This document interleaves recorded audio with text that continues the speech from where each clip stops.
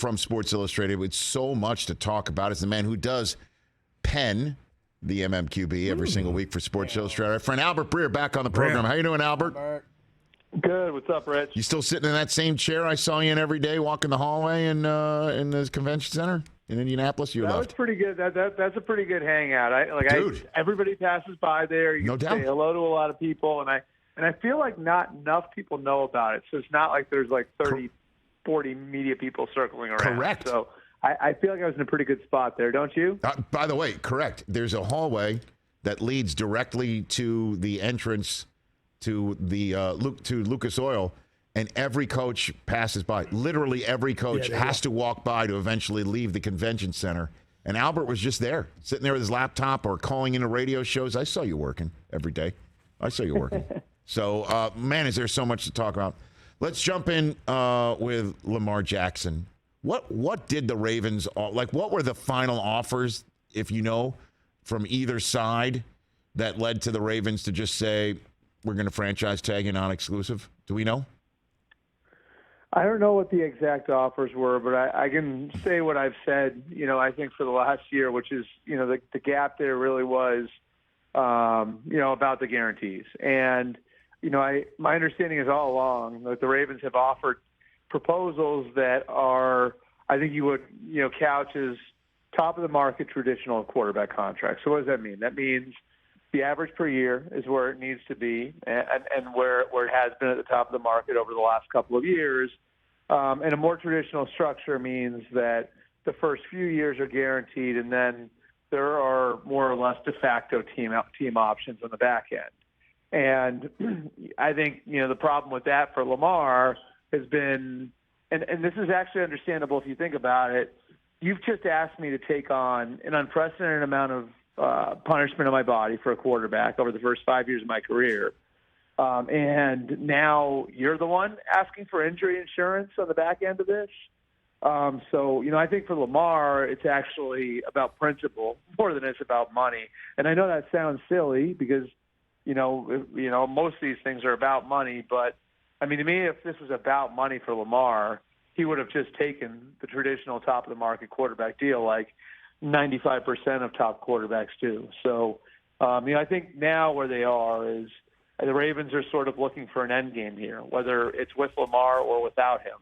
And, that's the idea of putting the non-exclusive tag on him is either you lose him and then, you're resetting a quarterback, or you have someone else write the contract for you and you match another team's offer. So I think as much as anything else, this is the Ravens pursuing a conclusion to this saga that's lasted for 2 years now. Well, you're saying the Ravens are seeking conclusion, and the number of people that I'm seeing in our business that are saying the Ravens are seeking collusion more than anything else is quite eye-opening, to say the least. So what do you make of the idea that the Ravens, through Lamar, the out of go find your market, but knowing the market is completely suppressed because nobody wants to pay him the manner in which he wants to be paid, or that's already been hammered out amongst teams? What do you make of the collusion conversation, Albert? Rich, you know me. I'm not against pushing back on the league and looking for these sorts of things. I don't know that I see it here. Look, acquiring Lamar is a complicated thing.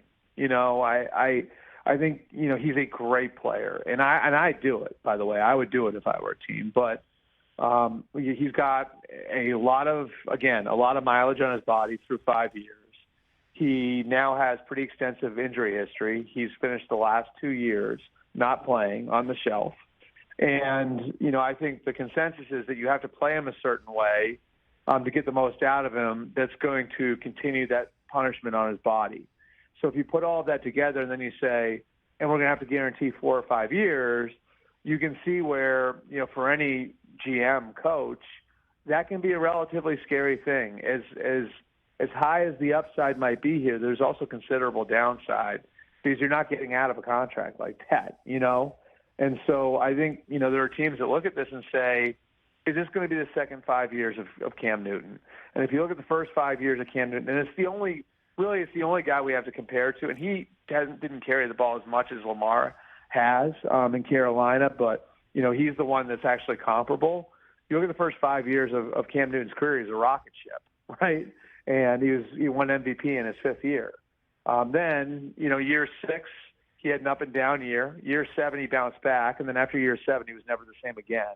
Just had a string of injuries, And so I think that's the issue for teams like the Falcons and the Dolphins and the Panthers is. I mean, I just imagine you're Terry Fontenot and Arthur Smith right now, and you've waited 2 years to go find your quarterback, right? Like you pass in consecutive years on going all in on any one quarterback. Well, is this what you want to go all in on if you're them? Are you willing after waiting for 2 years to take the sort of risk that signing Lamar would grant you? I mean, I think it's a more complicated situation than people are willing to concede now. And again, I think he's a great player. He's an incredible guy too. Like I've gotten to know him just a little bit, and I love him as a guy, and I he's somebody I would bet on. But I can also see the other side of this, why teams would have concern over the idea of what signing him could mean, for their teams and also for the individual careers of the people in charge. And then the fully guaranteed aspect of it, the Falcons clearly weren't into that idea when it was Deshaun Watson. And you just pointed out Lamar's greatness as a human off the field and what he's been like with kids and community and things of that nature. So, I don't know if the Falcons are just against the idea of fully guaranteeing contracts at all. But what does that? What's with the escrow? Can you explain to people what that would require for an owner of a team to go ahead and give somebody $230 million guaranteed dollars on the spot? Like, what does that mean, Albert? So, this is where we can use the C word. We can use collusion because there is no good reason on God's green earth for that rule to still be in place. That rule basically says that every dollar that you have in any contract that's fully guaranteed that hasn't yet been paid out to the player needs to go into an escrow account. So you basically have to have the cash on hand to fund an entire contract when you sign a player to that sort of contract. Now, you might ask, why does that rule exist? Well, that rule went into place in the 50s and 60s when some teams weren't solvent, And so there was a very real question, can this team, that's fully guaranteed this contract, see it through? So, back then it was, if you're going to fully guarantee a contract, to protect the players, we're going to put it in escrow. There's no such problem now, Rich. I think we both know that, right? Mm-hmm. But this is sort of used as a red herring by owners to say, well, we would do it, or we like you, but the idea of, putting $250 million in escrow, that doesn't work for us. So we're not, so we can't do it. So let's do this structure instead. And, I for one reason or another, they've been able to keep the rule in there through several collective bargaining, agreements. If I'm the union, that's probably the number one thing I'm looking to get out of there.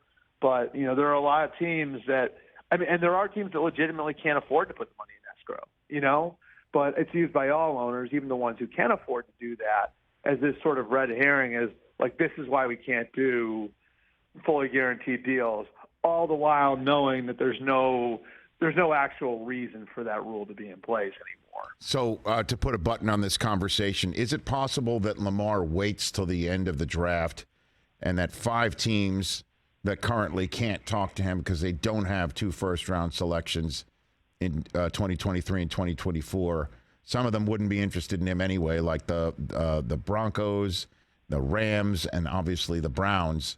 But once this draft is over, the Dolphins and the Niners can do it. So can he wait through this draft and say, hey, I found my new team, and the Ravens wind up with 2 first-rounders but nothing that they could use to replace Lamar this year? Is that possible? Sure. Is that now a risk that the Ravens just ran? And he could definitely wait. Those teams, too, could call the Ravens and ask. There are creative ways to attack this. Those teams could call the Ravens and say, hey, what about a sign and trade? And would you let us talk to Lamar and see if we could work out like some sort of contract that would work for Lamar to come to us. And, I would assume then the Ravens would want first to work out trade terms. But, like you could look at it the same way, like the way the Raiders handled the Derek Carr situation where they wouldn't let anybody talk to him until they'd worked out trade terms. Like the Ravens could do something like that. Or if you're another team, you call the Ravens and say, could we work out a trade? And then you could let us talk to Lamar about a contract. So like one of those teams could wind up, could do that if they wanted to, or they could just wait. And I think it behooves Lamar from a leverage standpoint to wait. Like, I think each of these franchise tags are a little different. Like if I'm Saquon Barkley, I'm signing my franchise tag today, right? Like I'm signing it because I want to make sure that $10 million is locked in. If I'm Lamar, I'm not signing that tag. Like I'm not until I absolutely have to, and he doesn't really have to until week 1. Technically he wouldn't be a holdout, so he could, without losing a red cent, wait until September 1st to sign to sign his tender. That means he doesn't have to show up to anything or anything else. Like that would obviously give him the flexibility to wait until after the draft. Now, the risk there, of course, is that other teams are going to make their plans, So, there could be suitors now that, say would come off the market because they get their quarterback situations buttoned up, teams that maybe aren't willing to wait until the 1st of May to do it. But that's certainly an option. And obviously a lot of people pointed to the Dolphins as a team he would want to go to because that's where he's from. Yeah, I know. So, so what's the market? What's his market looking like? I think one team I would just sort of kind of keep an eye on might be the Jets. Like the Jets are going to look at all of their options. And if the Aaron Rodgers thing doesn't work out for them, I do think the Jets would be a team to keep an eye on. I think Woody Johnson is very motivated to find a franchise quarterback this offseason. And, so if, say, the Aaron thing doesn't work for one reason or another, well, then, I think they could be a team that could throw their hat in the ring. Joe Douglas, their general manager, obviously came up in Baltimore. So, he should be able to get really good information on Lamar. So they'd be one I just sort of keep my eye on. And then I think after that, like it's difficult to find suitors. I mean, you could think creatively, like would Tennessee do it? You know what I mean? Like, that they're out of the guaranteed money with Ryan Tannehill. So, and that's just spitballing. But, we've seen the way these things evolve. And I'd say this too, like just because we were all able to rule a bunch of teams out, like that's not teams like calling reporters and telling them no. That's like a guy becoming available and either beat writers or people like me calling, texting people they know and saying, hey, would you be interested? And, at this point of the offseason, a lot of those teams have already sort of made their plans and they've discussed Lamar because, he is on their free agent list.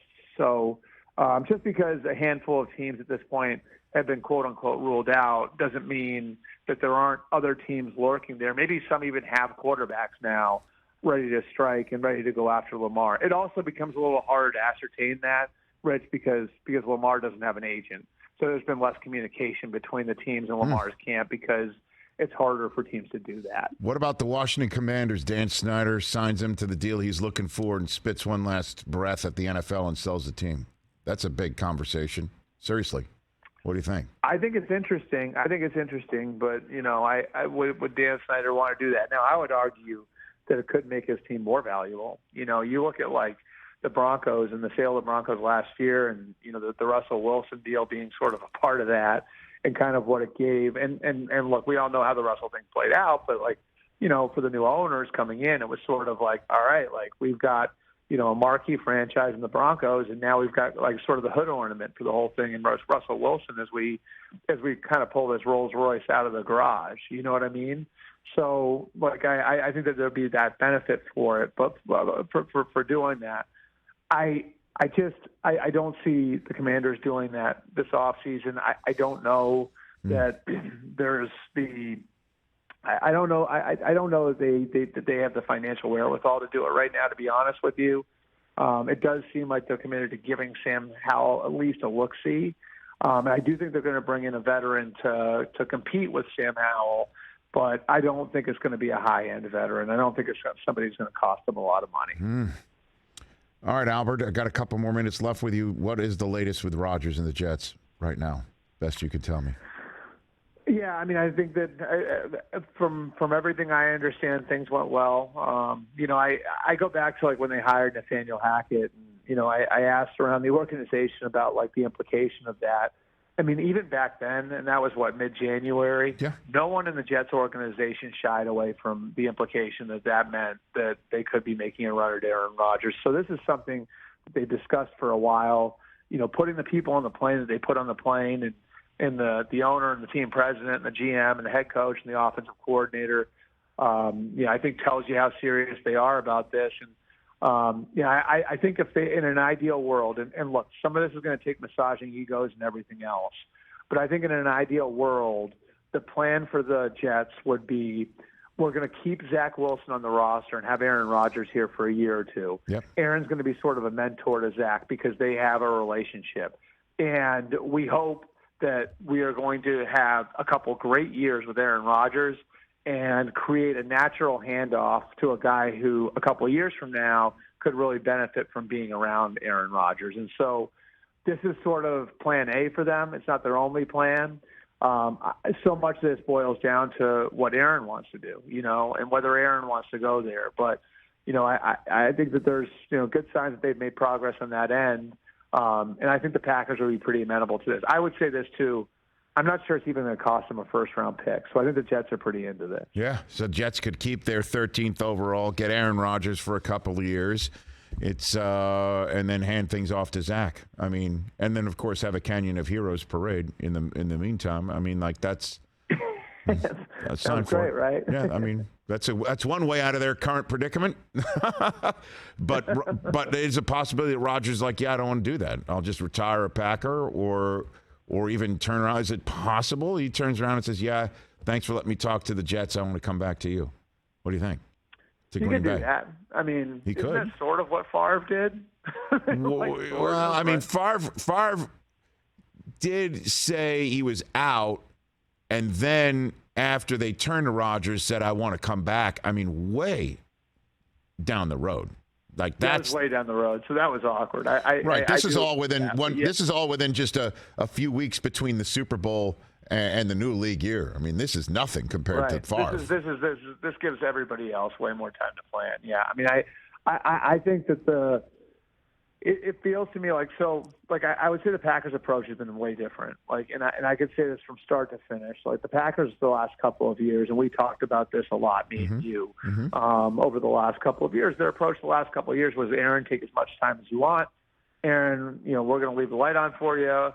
Aaron, we're going to restructure contracts to accommodate you. We're going to do everything it takes to keep a team in place, to build around you, and to win championships in this short window. And their approach this time around has been, you let us know, and please let us know as soon as possible because we have a season to plan for. It feels like they have, I would say, already taken a step as far as moving on. Now, that doesn't mean they would shut him out if he wanted to come back, but it does feel like they have sort of begun the process of moving on to Jordan Love. And I think the roster is going to reflect that. Like I think they do less of the kicking the can down the road financially and going all in for right now, and that sort of thing with Jordan Love as their quarterback, because they do have some bills to pay from the last couple of years. And so I do think what you're seeing right now is the Packers taking that step into the post Aaron Rodgers era. It doesn't mean they can't step back and have another year with him. But I certainly think that they've started to take those steps. And like I said, I think it'd get pretty awkward if he decided he wanted to come back because of that. Yeah, I know. I mean, it's time for Jordan Love to start the starting portion of his 15-year-long Hall of Fame career, because that's what happens in Green Bay with all your quarterbacks, pretty much.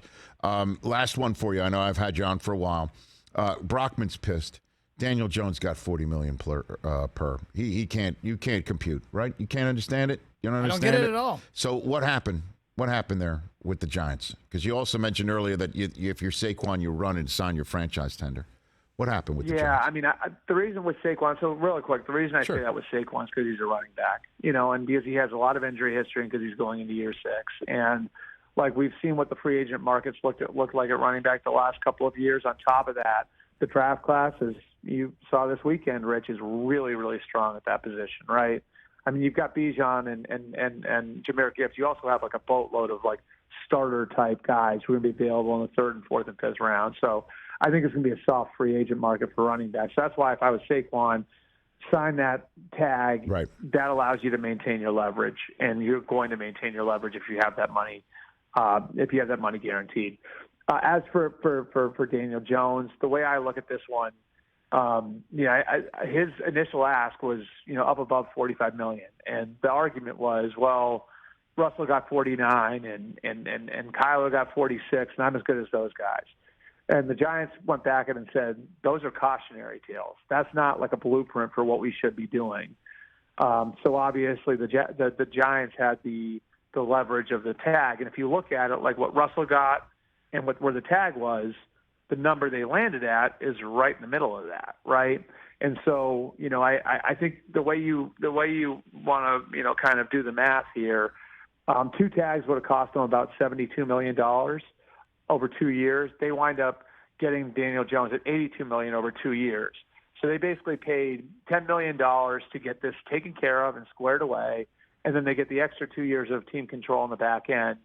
And I think the benefit for the Giants is they reward somebody who, and same as Saquon, bought into the program and got a lot better. And so this sends a great message to their locker room that if you do things the right way, your performance will get better, your bank account will also get bigger.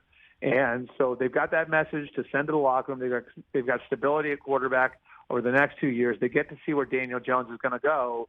And then when you get, to 2025, if it hasn't worked out, you're back in the quarterback market. So that's the way I look at this one. And I think for the Giants, if you look at it that way, it's a lot less awkward and a lot better from a team standpoint than just doing 2 franchise tags with him instead. There you go.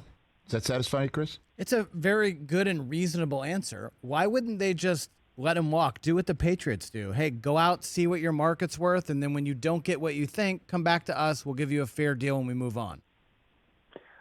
I think that's a fair question. I mean, there's risk involved, too. And does he come back disgruntled because he's not getting what he wanted? You know what I mean? I just think after year one, there were so many good vibes there, with Joe Shane and Brian Daboll coming in and doing what they did. I just don't think you want to upset the apple cart. I think there is value to kind of keeping the momentum, again, with a couple of guys in Saquon and Daniel Jones, who I think were probably the 2 biggest beneficiaries of Brian Daboll and Joe Shane's arrival. So that's why. But look, I understand the other side of this argument, is and I'll ask you guys this. A year ago today, if I had asked you who would you rather have, Baker Mayfield or Daniel Jones, how do you think you would have answered? Yeah, I hear you.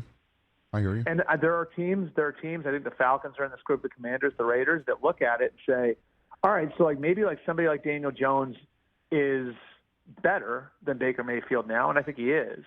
Is he $30 million per year better? So I think that's the way some other teams are looking at the quarterback market, which I think is what you're getting at, Brockman, which is why don't I go in on, somebody on the second tier of the quarterback market or the third tier quarterback, which, a Baker Mayfield, a Jameis Winston, an Andy Dalton, where it's a lot cheaper and then I'm going to have an extra $20 or $30 million to play with. That to me is, a fair argument in the other direction. But I think the Giants, one of the big benefits of doing things the way they did it with both Saquon and Daniel Jones here and negotiating in good faith and being willing to pay those guys is that you sort of, I think, protect the culture that you were able to build over your first year there. Yeah, you win, you pay. You get paid. That's it. So, Albert, thanks again. Always love chopping it up with you. Great to see you in Indy. Thanks for the time here. Truly. Awesome. Thanks, Rich. I appreciate it. And I'll be right back in that hallway in 2024. I'll look for it. Yep. That'll be when Brockman pens his apology letter. Thanks, Albert. Appreciate it. All right. Thanks, guys. That's Albert Breer. Follow him. Must read material from Albert Breer every single time he pens something and hits send. Catch the Rich Eisen Show every single day on the Roku channel, 12 to 3 Eastern, for free.